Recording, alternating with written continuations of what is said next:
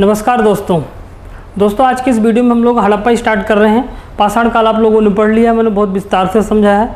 जितने पाषाण काल में जो चीज़ें मैंने पढ़ाई हैं उतना आप अच्छे से याद कर लेना, और जो पाषाण काल के मेरे MCQs हो गए उनको ले लेना। इतने में आपका जो क्वेश्चन आएगा उसके बाहर नहीं जाएगा, ठीक। और इसके बाहर यदि जाता है तो भगवान ही मालिक है, कोई नहीं फिर लगा सकता, तो कई लगाना है, ठीक। क्योंकि इतिहास इतना बड़ा है, कुछ भूल जुलूल पूछ ले 1% में चांसेस है तो कोई भरोसा नहीं है, ठीक। अब यहाँ पर आप देखिए, हम लोग सबसे पहले पढ़ेंगे हड़प्पा सप्ताह। हड़प्पा सप्ताह बहुत विस्तार से पढ़ेंगे, पूरे टॉपिक कवर करेंगे, ठीक। सबसे पहले हम हड़प्पा सप्ताह में आप लोगों को बता दूं क्या क्या पढ़ने वाले हैं, ठीक है। सबसे पहले देखो हम क्या पढ़ेंगे हड़प्पा सप्ताह में, क्या पढ़ेंगे, बेसिक से पढ़ेंगे पूरा, ठीक। क्योंकि 3-4 चैप्टर ही पढ़ने अच्छे से, फिर उसके बाद को आपको याद करने वाली चीज़ें हैं, बस मैं समझा दूँगा। देखिए इसमें सबसे पहले हम इसका नामकरण पढ़ेंगे। हड़प्पा सप्ताह का जो नामकरण है, कभी यहाँ से क्वेश्चन आ जाए अलग अलग। दूसरी बात, फिर हम इसका विस्तार पढ़ेंगे, हड़प्पा सप्ताह का विस्तार पढ़ेंगे। यहाँ पर हड़प्पा सप्ताह के काल निर्धारण से भी कुछ प्रश्न आते हैं, काल निर्धारण से भी प्रश्न आते हैं। काल निर्धारण कि इसका समय क्या है और यह हड़प्पा को कितने भागों में विभाजित किया गया उस हिसाब से। इसके अलावा यहाँ पर जो प्रमुख हड़प्पा सप्ताह के जो नगर हैं, जितने भी नगरीय सभ्यता के रूप में हैं, प्रमुख स्थल देखेंगे कि कौन कौन से स्थल हैं। जितने भी प्रत्येक स्थल हैं उनकी विशेषताएं देखेंगे, कहाँ क्या क्या अवशेष पाए गए हैं। इसके अलावा हड़प्पा सप्ताह में हम कुछ इनकी विशेषताएं देखेंगे। हड़प्पा सप्ताह की विशेषताएं क्या क्या हैं, जैसे यहाँ पर कुछ सामाजिक गतिविधियाँ थी, लोग कैसे रहते थे, व्यापार वाणिज्य था, व्यापार वाणिज्य ये चीज़ें देखेंगे। धार्मिक मान्यताएँ देखेंगे, धार्मिक मान्यताएं, व्यापार जो बाह्य व्यापार था और आंतरिक व्यापार ये देखेंगे। इसके अलावा जो अन्य तथ्य हैं वो सारी चीज़ें देखेंगे। अब इसके अलावा और भी जो चीज़ें हैं, ये तो मैंने एक छोटा सा रूप बताया है, इसके अलावा और भी बहुत सारी चीज़ें हैं जिनको हमें देखना है, वो चीज़ें हम देखेंगे। अब यहाँ पर सबसे पहले हम देखते हैं सिंधु सभ्यता का नामकरण, हड़प्पा सभ्यता का नामकरण।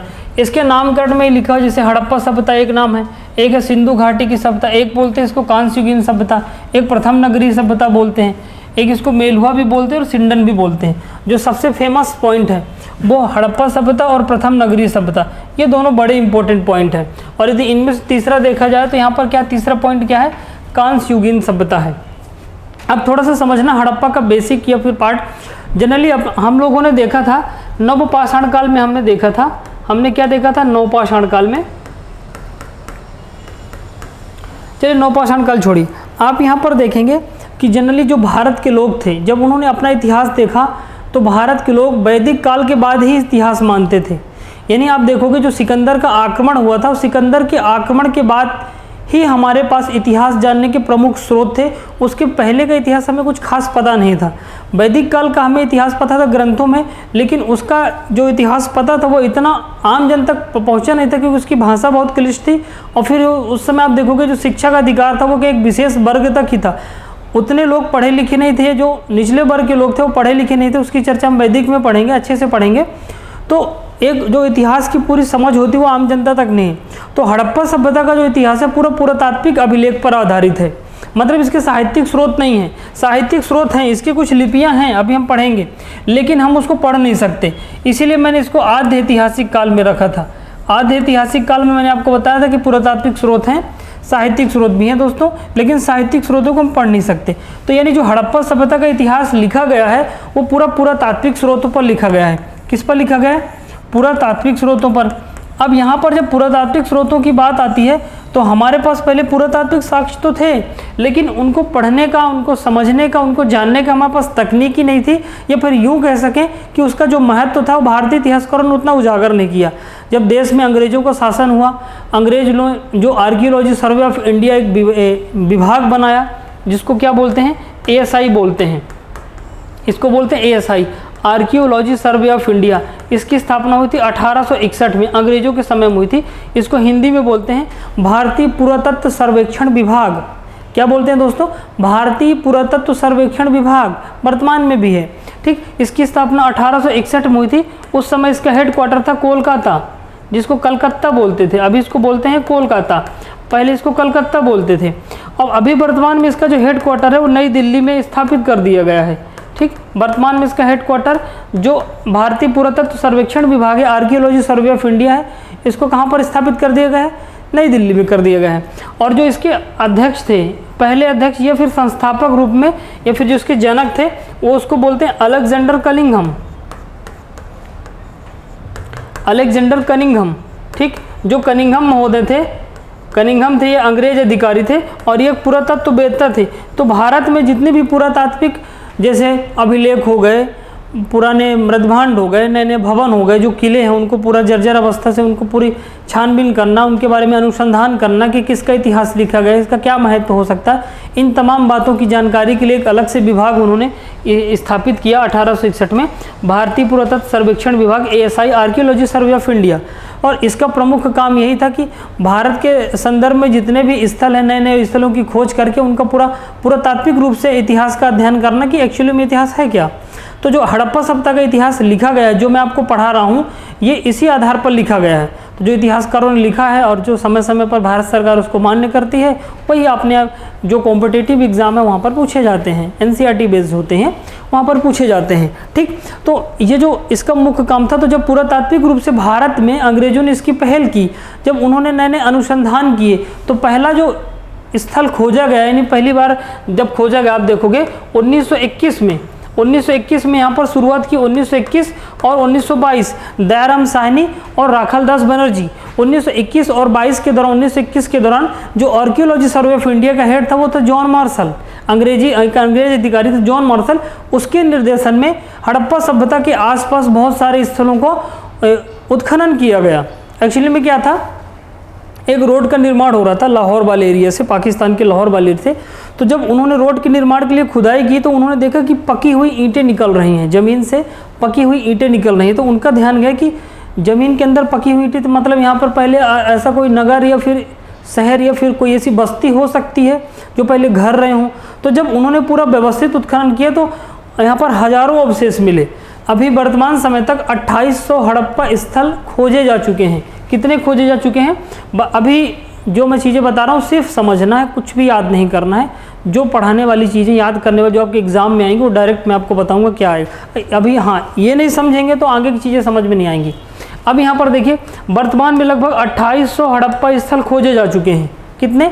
2800 हड़प्पा स्थल खोजे जा चुके हैं। तो जब 1921 के बाद यहाँ पर हड़प्पा का उत्खनन शुरू हुआ या फिर यहाँ पर पुरातात्विक चीज़ें शुरू हुई 1861 के बाद से, तब हमें पता चला कि वैदिक सभ्यता के पहले या जो सिकंदर का आक्रमण हुआ था उसके पहले भी भारत का इतिहास है, जो कि विश्व के संदर्भ में अपने आप में एक बड़ा स्थान रखता है, जो कि एक नगरीय सभ्यता थी। और ये विश्व की पहली नगरीय सभ्यता का भी दर्जा दिया जाता है, भारत का तो दिया जाता है।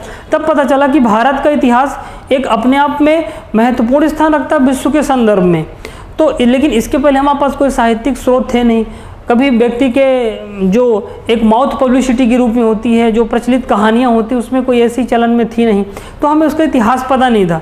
इसलिए कभी हड़प्पा सभ्यता या फिर उसके पहले के लोगों को पता नहीं। जब इन्होंने शुरू किया तो हड़प्पा सभ्यता का जो पूरा इतिहास अभी वर्तमान में लिखा गया है वो पूरा तात्विक अवशेषों पर लिखा गया है। जैसे मैं एक एग्जाम्पल के तौर पर बताऊँ, जैसा अभी धौलावीरा है एक स्थल है, या हड़प्पा है, या फिर रंगपुर है, वहाँ पर जो अवशेष मिले हैं उसके आधार पर अनुमान लगाया या फिर इतिहासकारों ने बताया कि यहाँ पे ऐसी संस्कृति रही होगी। अब हम उसको विस्तार से देखेंगे। तो यहाँ पर जो आप देखोगे कि जो सबसे पहला खोजा गया स्थल था हड़प्पा सभ्यता का, या सिंधु घाटी सभ्यता का सबसे पहला खोजा गया स्थल था हड़प्पा। सबसे पहले जब इन्होंने खोजा हड़प्पा को 1921 में, तो सबसे पहले इस स्थल की खुदाई किया गया, उत्खनन कार्य किया गया और इसका उल्लेख किया गया, अध्ययन किया गया। तो इसलिए इसका नाम हड़प्पा सभ्यता रखा गया।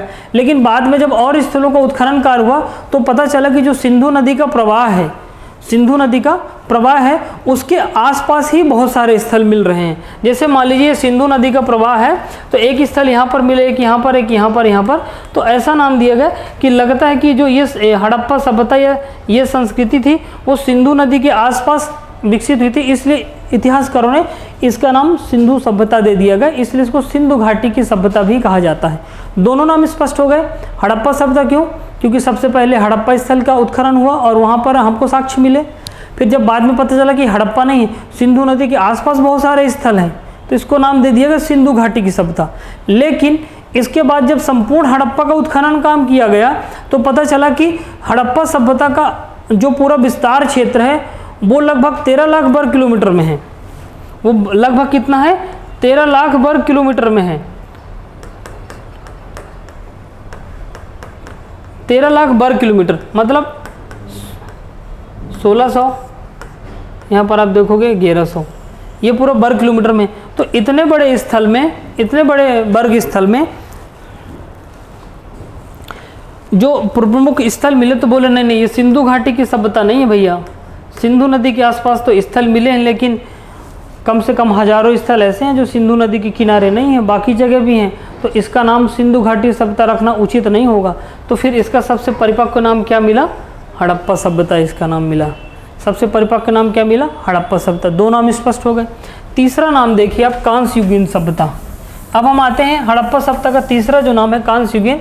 यहाँ पर आपने देखा होगा नवपाषाण काल में हमने एक धातु की खोज की थी, ठीक, उसका क्या नाम था? उस धातु का नाम था तावा, ठीक। फिर उसके बाद हमने पत्थर का उपयोग कर लिया, तो हमने इसका नाम क्या दे दिया? नवपाषाण काल से ताम्रपाषाण काल। अब हमने तावा के साथ क्या मिला दिया? टिन। जब हम तावा और टिन को मिलाएंगे, टिन धातु का उपयोग किया, तो यहाँ पर एक कांसा धातु बनती है जिसको हम कांस्य बोलते हैं। तो हड़प्पा सभ्यता में आते आते जो कांस्य शब्द होगा, तो ये उस पूरे सभ्यता को कांस्य युगीन सभ्यता दिया गया।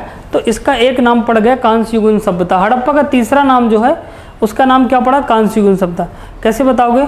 सर तांबे के साथ टिन को जब मिश्रित करके हम बनाते हैं तो कांस्य धातु बनते, और ये जो विधि थी वो हड़प्पा संस्कृति के समय में विकसित हुई, इसलिए हड़प्पा संस्कृति को कांस्य युगीन सभ्यता भी कहा जाता है। अब आते हैं सर और नाम बताइए, ये जो नाम दिए इनके क्या कारण हैं? तो इनके कारण आप देखोगे, एक नाम यहाँ पर आपको मिलेगा, एक नाम आप, इसको मैं बाद में बताता हूँ, थोड़ा बड़ा है, प्रथम नगरी सभ्यता, ठीक। अब आप इसको पहले देखिए, मेलुहा। जो मेलुहा है वो हड़प्पा का एक अन्य नाम है।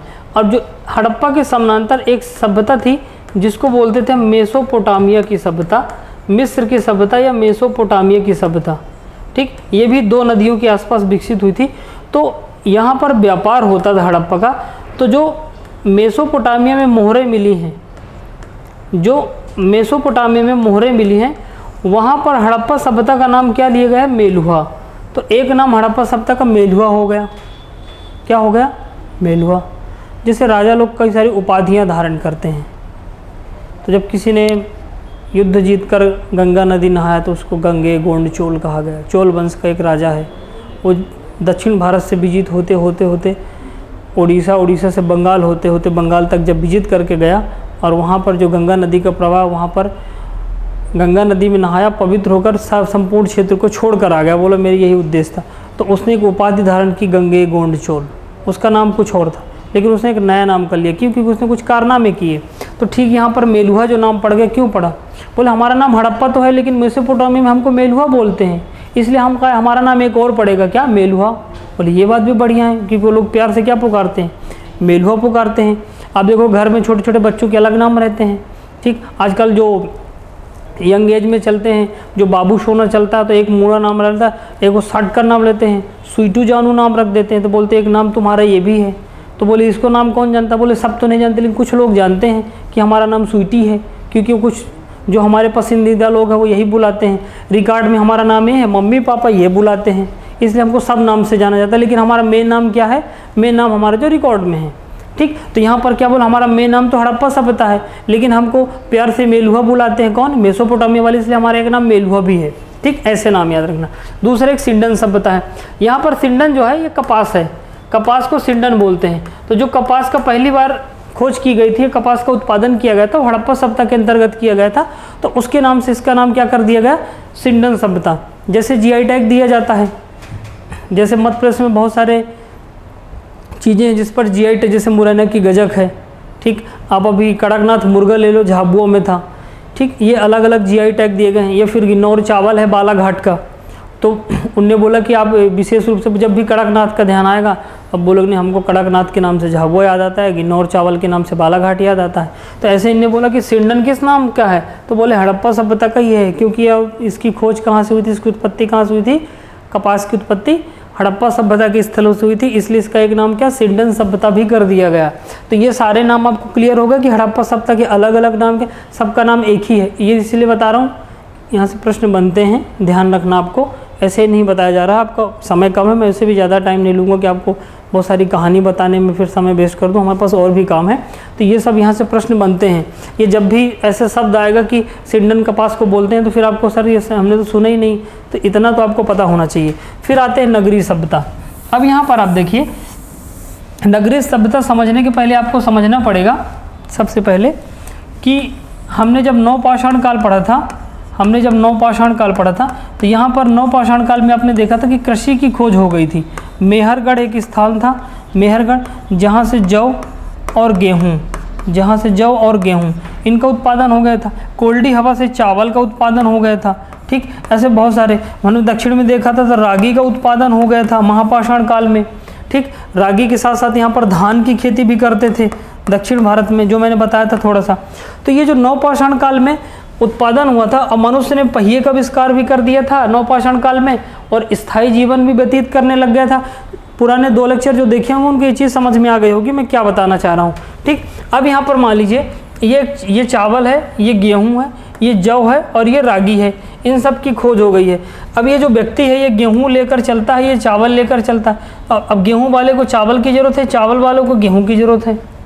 यहाँ पर रागी है और यहाँ पर क्या है, आप कोदो कुटकी ले लो, तो रागी को गेहूं की ज़रूरत है, गेहूं को रागी की ज़रूरत है, यहाँ पर इसको इसकी ज़रूरत है, यहाँ पर इसको ज़रूरत है, ऐसे एक दूसरे।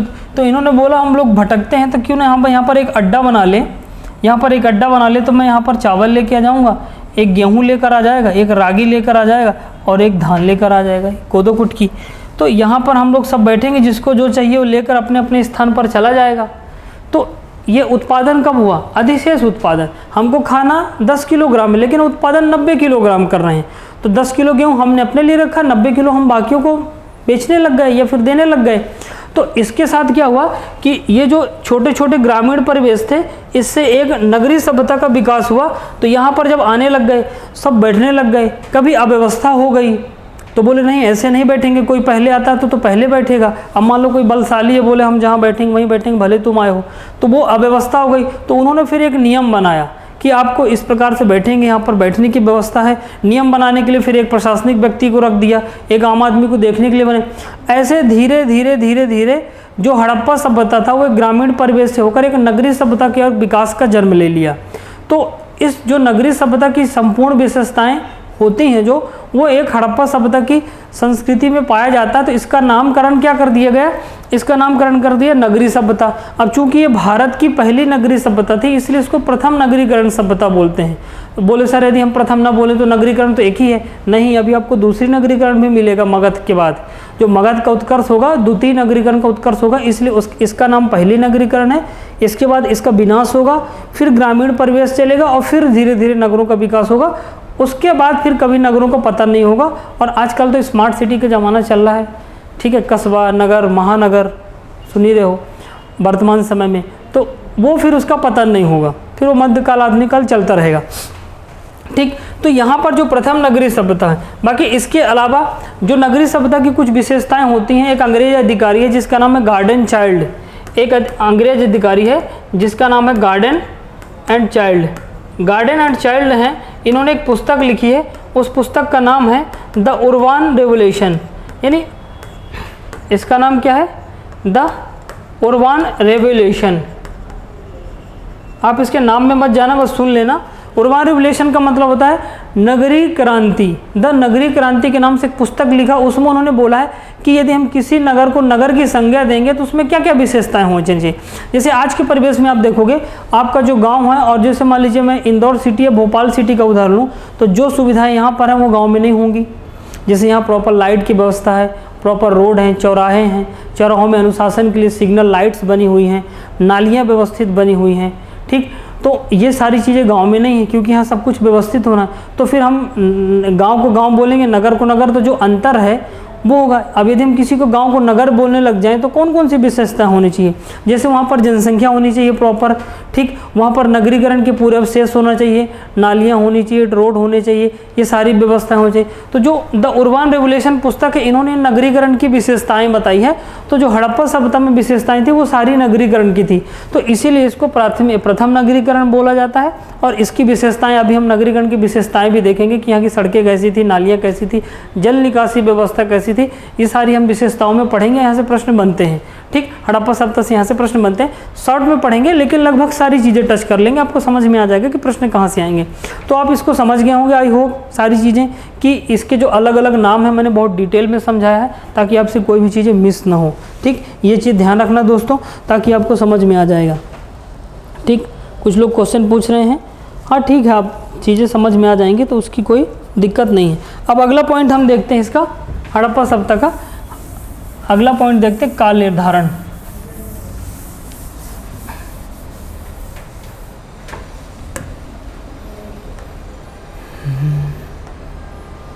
इसका देखिए काल निर्धारण, काल निर्धारण का मतलब हड़प्पा सभ्यता को हम किस काल का मानेंगे, ठीक, हड़प्पा सभ्यता को किस काल का मानेंगे। तो ध्यान रखना हड़प्पा सभ्यता को 3 भागों में मुख्य रूप से बांटा गया है। एक है पूर्व हड़प्पा, या इसी को प्राक हड़प्पा बोलते हैं। एक है परिपक्व हड़प्पा, परिपक्व किसको बोलते हैं, जो पूरी तरह से मेच्योर हो जाए या पूरी तरह से विकसित हो जाए उसको परिपक्व बोलते हैं। और एक होता है उत्तर हड़प्पा, उत्तर हड़प्पा मतलब बाद का। ये फिर आप कह सकते हो ये बाल्यावस्था है, हड़प्पा सभ्यता का ये बालक अवस्था है, ये जवानी अवस्था है, जब हम यंग हैं, युवा हैं। आप देखोगे यहाँ पर ताकत ज़्यादा होती है, सब कुछ होता है, व्यक्ति सुडौल होता है, ज़्यादा एनर्जी से काम कर सकता है, लंबे समय तक काम कर सकता है, बुद्धिमान भी होता है, सब चीज़ें होती।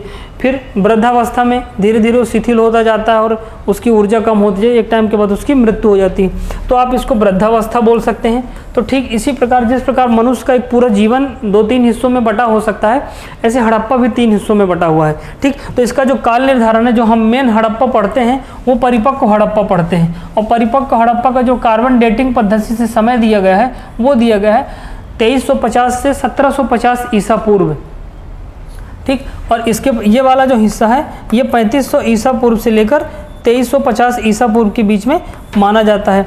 और ये वाला जो माना जाता है वो है 2350 से लेकर 1750। मैंने पहले लेक्चर में ईसा पूर्व बताया कि घटता क्यों है, जो लोग नहीं समझ पा रहे हैं वो पहला लेक्चर देखेंगे, उनको समझ में आएगा कि ये घटता क्यों है, एडी का मतलब होता है, और जो कॉमन इरा है या वर्तमान पूर्व, ये सारी चीज़ें मैं समझा चुका हूँ। और ये फिर इसके बाद का हड़प्पा है जिसको उत्तर हड़प्पा बोलते हैं। तो इसकी जो carbon dating, radio carbon dating पद्धति है जिसको C14 पद्धति बोलते हैं, मैंने पिछले लेक्चर में बताया है कि 50,000 वर्ष तक की आयु की गणना कार्बन डेटिंग पद्धति से करते हैं। तो ये जो वैज्ञानिक तकनीकी है इसके सर्वमान्य तिथि जो माना जाता है वो माना जाता है 2350 से लेकर क्या माना जाता है 1750 ईस्वी में। इसके अलावा जो NCERT मानता है, जो दोस्तों एक इसका जो कार्बन का हड़प्पा सभ्यता की जो काल निर्धारण है, जो मेन हड़प्पा को मानता है, जो NCERT मानता है वो मानता है 2500 ईसा पूर्व से लेकर 1750 ईसा पूर्व। ये कहीं कहीं यहाँ पर 1800 ईसा पूर्व भी लिखा रहता है, ये NCERT का मान है, हालांकि इससे संबंधित आएगा नहीं, यदि आता है जो सर्वमान्य है वो ये वाला मानता है।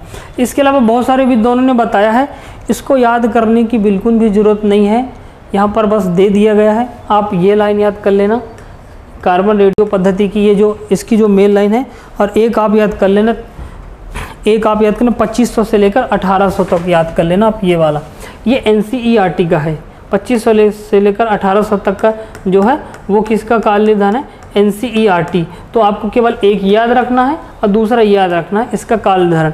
काल निर्धारण की विधि क्या है, कार्बन डेटिंग पद्धति C14, आपको यहाँ पर चीज़ें पता चल जाएंगी। इसके अलावा क्या है, इसके अलावा हम देखते हैं दोस्तों हड़प्पा सभ्यता, ये सारी चीज़ें बटी हुई हैं, आप इनको एक बार देख लेना। फिर इसके बाद देखते हैं इसका विस्तार, ठीक, हड़प्पा सभ्यता का देखते हैं विस्तार। विस्तार मैं आपको समझाऊं, पहले आप थोड़ा सा मैप देखो, सबसे पहले आप इसका मैप देखो, ये भारत का नक्शा है, ठीक, ये वाला भारत का क्या है नक्शा है, और आप इसको थोड़ा सा ये वाला जो क्षेत्र है पाकिस्तान को भी ले लो, क्योंकि उस समय भारत का हिस्सा था पाकिस्तान, ठीक। फिर ये तो 1947 के बाद से क्या हुआ है, अलग हो गए। अब यहाँ पर देखिए आप वर्तमान भारत में आप देखोगे ये वाला जो क्षेत्र है, ये वर्तमान भारत में हड़प्पा सभ्यता का इस बाउंड्री मतलब इतने में से ये इस पूरे स्थल में से हड़प्पा सभ्यता के स्थल मिले हैं हमें। तो हड़प्पा सभ्यता का जो विस्तार है वो इस पूरे संपूर्ण क्षेत्र में है। कुछ विशेषताएं यहाँ हैं, कुछ विशेषताएं यहाँ, कुछ विशेषताएं यहाँ। ये जाके यहाँ पर जो सबसे निचला क्षेत्र है दायमाबाद, जो गोदावरी की प्रवरा नदी की सहायक नदी के किनारे है। गोदावरी की जो सहायक नदी है प्रवरा नदी, उसके किनारे दक्षिणतम जो सबसे दक्षिणतम भाग है दायमाबाद, यहाँ तक हड़प्पा सभ्यता है। उत्तर में आप देखोगे ये वाला क्षेत्र आप देखो, ये एक चिनाब नदी है। चिनाब नदी में एक क्षेत्र है जम्मू कश्मीर में मांडा क्षेत्र, ये इसका सबसे उत्तरतम बिंदु है। हड़प्पा सभ्यता का जब हम पूरा विस्तार देखते हैं उत्तरतम बिंदु है। इसका जो सबसे पूर्वी वाला हिस्सा वो आलमगीरपुर है, मेरठ जिला में है, उत्तर प्रदेश के मेरठ जिले में हिंडन नदी के किनारे। ये चीज़ें मैं लिखता तो वही चीज़ें लिखता दोस्तों, लिखने को मैं भी लिख सकता, टाइम लगता, अपन तो जल्दी से मैप में देख के समझ के निकल जाते हैं, टाइम बचेगा अपना आगे। ठीक, एक सबसे इसका जो पश्चिमी क्षेत्र है वो कौन सा है, सूतका गेंडोर, जो दास्क नदी के किनारे बलूचिस्तान वाले एरिया में। और जो सबसे दक्षिणतम वो दायमाबाद है, वो कहाँ पर है, यहाँ पर नर्मदा नदी लिखा है, यहाँ पर गोदावरी की सहायक नदी प्रवरा नदी के किनारे है। तो कभी आपसे हड़प्पा सभ्यता पूछेंगे कि हड़प्पा सभ्यता का सबसे उत्तरतम बिंदु कौन है, अभी तक का जो विस्तार हुआ है, तो आप बताओगे सर मांडा है। किस नदी किनारे, चीनाब नदी किनारे जम्मू कश्मीर में। सबसे पूर्वी वाला आलमगीरपुर है, हिंडन नदी किनारे यूपी में। दक्षिणतम दायमाबाद और पश्चिमतम सूतका गेंडोर है। ये सारा ये इस पूरे अंतर्गत के अंदर पूरा हड़प्पा का विस्तार है। यदि हम उत्तर से दक्षिण को देखेंगे तो 1400 किलोमीटर है, और यहाँ से आप देखोगे तो लगभग 1600 किलोमीटर है। ऐसे में एक्चुअल में 1600 किलोमीटर है और उत्तर से दक्षिण में 1100 किलोमीटर है। इन दोनों को आप जोड़ोगे तो 2700 किलोमीटर आएगा। तो यहाँ पर आप 2 का भाग दे दोगे तो यहाँ पर लगभग आपको 12 कुछ यानी 1300 वर्ग किलोमीटर में आ जाएगा। मैंने उस समय शायद 13 लाख वर्ग किलोमीटर बोल दिया, तो उसको आप थोड़ा सुधार लेना, मिस्टेक हो गई हुई। यहाँ पर 1300 वर्ग किलोमीटर के अंतर्गत ये पूरा यहाँ पर क्या हुआ है, पूरा फैला हुआ है। ये हड़प्पा सभ्यता का विस्तार है। अभी हम एक एक स्थल पढ़ेंगे, तो इसके अलावा भी हड़प्पा सभ्यता के जितने भी महत्वपूर्ण स्थल हैं 10 से 15, वो सारी चीज़ पढ़ेंगे। इनके खोजकर्ता कब हुई और कौन कौन से स्थल पाए गए, ये सारी चीज़ें। तो आप थोड़ा हड़प्पा सभ्यता का ये अपना कौन सा हो जाएगा, हड़प्पा सभ्यता का विस्तार वाला एरिया हो जाएगा, उसमें आप ध्यान रखना। ठीक है, नहीं MCQ चलेगा तो हो जाएगा, भी आपका कवर हो जाएगा। ठीक है, ठीक, इतना विस्तार याद रखना। अब देखिए हड़प्पा सभ्यता का विस्तार आप पढ़ रहे थे, इसके पहले मैं आपको बता दूं, यहाँ पर ये पूरा लिखा हो जो मैंने आपको बताया है कि सिंधु सभ्यता का विस्तार लगभग भारत और पाकिस्तान में 28 स्थलों पाया गया। वर्तमान में 1500 लिखा हुआ है, 2800 स्थल बने हुए हैं। फिर समूचा जो क्षेत्र है त्रिभुजाकार का है। जो हड़प्पा सभ्यता का जो विस्तार है वो एक्चुअली में ऐसा है, पूरा त्रिभुजाकार का है। तो यहीं पर हम ये इसका पूर्वी भाग हो गया पश्चिमी, ये उत्तरी भाग हो गया दक्षिणी। तो यहाँ पर मांडा क्षेत्र है, यहाँ पर आलमगीरपुर है, दायमाबाद, और ये क्या होगा, सूतका गेंडोर। फिर इसी के आसपास चीज़ें, तो ये त्रिभुजाकार में फैला हुआ इस प्रकार से। तो यहाँ पर ये लिखा है इस सप्ताह के कुल क्षेत्रफल ये पूरा दिया हो। क्षेत्रफल कितने वर्ग में, हड़प्पा में 2 कमरे वाली है तो आगे पढ़ेंगे। अब श्रमिकों के यहाँ से प्राप्त मोहरम सबसे अधिक अंक 1 सिंह वाली है तो आगे पढ़ेंगे, कुछ नहीं दिया है, बहुत अच्छे से पढ़ेंगे, इसमें कम दिया हुआ है। ठीक, अब ये विस्तार आपने देख लिया है हड़प्पा सभ्यता का। ये वाला भी आप देख सकते हैं, ये इसमें थोड़ा स्पष्ट रूप से दिखाई दे रहा है। ये क्षेत्र अपना मांडा वाला क्षेत्र है। ठीक, यहाँ पर आप देखोगे ये सूतका गेंडोर है। ये जितने भी स्थल के नाम दिखाई दे रहे हैं ये पूरा हड़प्पा का हिस्सा है। किसका हिस्सा है, ये अपना दायमाबाद क्षेत्र, और ये आलमगीरपुर वाला है। बाकी इसमें जो सबसे महत्वपूर्ण स्थल हैं वो अपन पढ़ेंगे, जैसे सिंधु नदी हो गई, एक रावी नदी हो गई, ये सारे महत्वपूर्ण नदियों में ऐसे आता है। स्थलों में से कोटदीजी, चनहुदड़ो, ठीक, मोहनजोदड़ो, हड़प्पा तो आपने पढ़ ही लिया है। इसके बाद यहाँ पर सूतका गेंडोर पढ़ोगे आप। यहाँ पर धौलावीरा, ये बड़ा इंपॉर्टेंट है। धौलावीरा के अलावा एक राखीगढ़ क्षेत्र है। ठीक, ये बाकी कुछ पाकिस्तान में है अभी वर्तमान में। ये राखीगढ़ है अपना, ये बड़ा इंपॉर्टेंट है। ये हड़प्पा सभ्यता है, ये हड़प्पा है और ये मोहनजोदड़ो है। इनको एक दूसरे को जुड़वा भी कहा जाता है। ये सारी चीज़ें कुछ महत्वपूर्ण स्थल है, वहाँ पर भी आप देख सकते हो। ठीक, अब प्रमुख स्थल, इसमें प्रमुख स्थल में हड़प्पा सभ्यता है। इसके आगे अब हम कल देखेंगे दोस्तों, आज थोड़ा सा टाइम हो गया है, बाकी सर का लेक्चर है तो इसके आगे हम कल देखेंगे। कोशिश करेंगे जल्द से जल्द हड़प्पा का जो अपन ने जो विस्तार बनाया था उसको पूरा हो जाए। तब तक आप रिवीजन करते रहिए। मिलते हैं अगले लेक्चर में। जय हिंद, जय भारत।